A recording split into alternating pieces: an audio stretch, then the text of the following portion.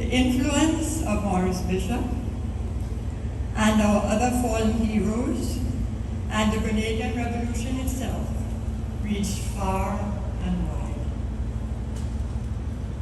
As you have heard before me, there are others far more eloquent than I am who can speak about Maurice's political contributions. Today I wish to share with you from my experiences a little about Maurice Bishop, the man.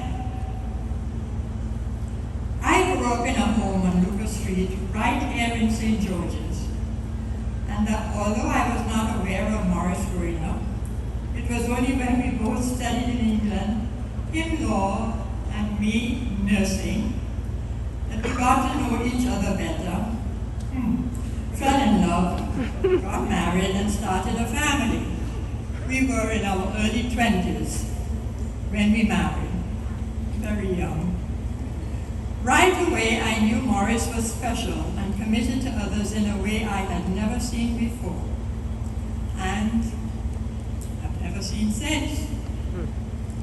During law school in England, Maurice participated in the legal aid clinic, providing free legal counsel to those who could not have afforded representation. He would come home full of excitement and with a sense of purpose after having served at the clinic. He thrived on giving to others and found great meaning in using his knowledge, his abilities, and his empathy in service. He was alive and vibrant when he shared stories with me about the people he had helped that day. After he completed law school and was admitted to the bar, we planned to return to Grenada with our two children, John and Nadia. But even before we left England, Maurice received an offer for a prominent legal post that included paying for all our passages back home, a house, and a generous salary. At that time, as a young wife and mother with a 3-year-old son and a 1-year-old daughter, I did not share Maurice's vision. In fact, I encouraged him to accept the job, the house, the passage, the salary. His response, a response that we'll hear often in the coming years, was that the position, although generous, did not align with his vision of what he wanted to do and how he wanted to contribute as a lawyer. My fellow Grenadians, as you can well imagine, I was not happy with that decision. You see, Maurice Bishop wasn't Maurice Bishop back then. He was just Maurice, my husband. A young father, making idealistic choices as he always did, but choices that had an impact on our family. Maurice never made choices to see how much he could get. He made choices to see how much he could give, how much he could serve.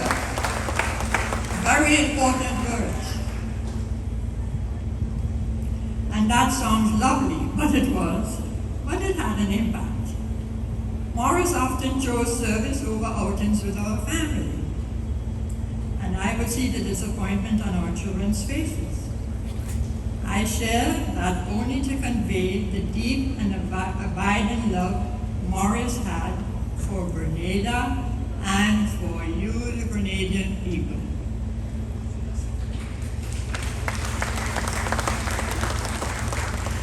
This love and commitment to our country and our people was paramount for him, and it never wavered.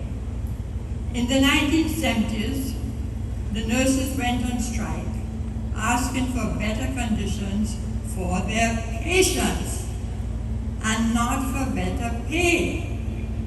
They were not making much headway. They asked Maurice to help.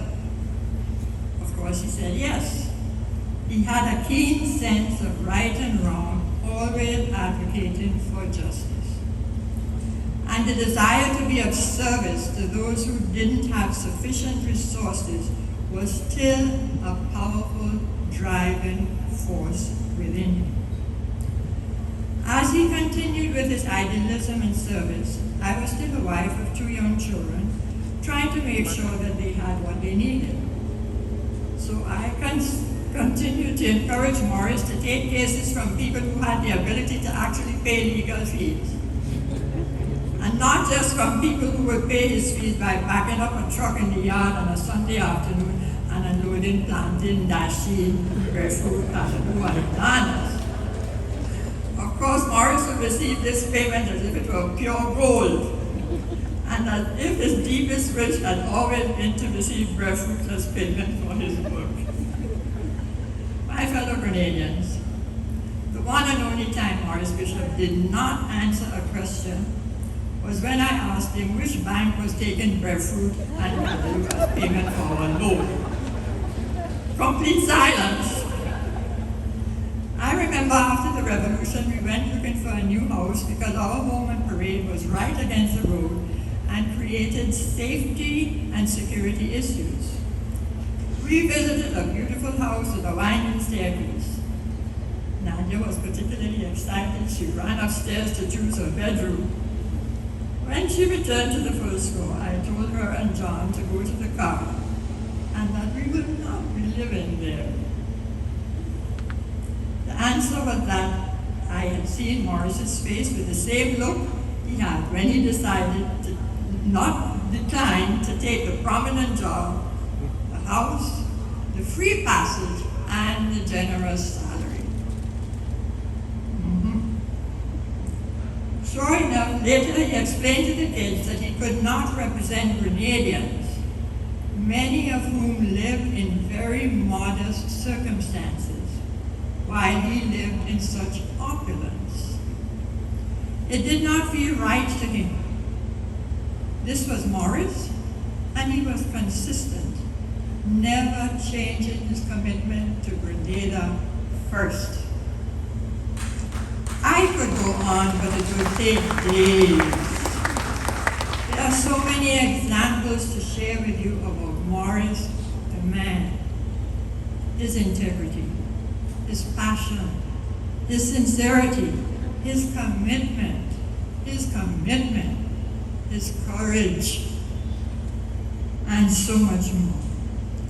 We all know that there were lots of dark aspects to this story because today, after all, is October 19th. But I wanted to share some light-hearted memories because Maurice had a great sense of humor. And I hope that your biggest takeaway from what I shared and how Maurice loved Grenada and Grenadians and would have done anything for you.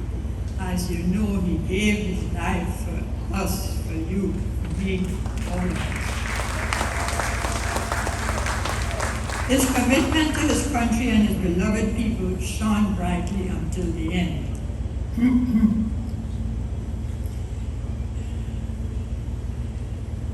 Today we acknowledge Maurice Bishop as one of the heroes of Grenada, along with all the others who shared his commitment, his dedication, and his love for Grenada and our people. Thank you again, Mr. Prime Minister Mitchell, for this honor and the opportunity to share some remarks in remembrance of Maurice, my late husband, father of my children, leader of the Grenadian Revolution, and hero of the Grenadian people. Fellow Grenadians, I end as I started.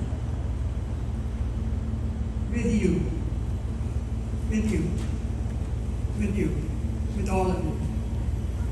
It has been an honor to share Maurice Bishop with you.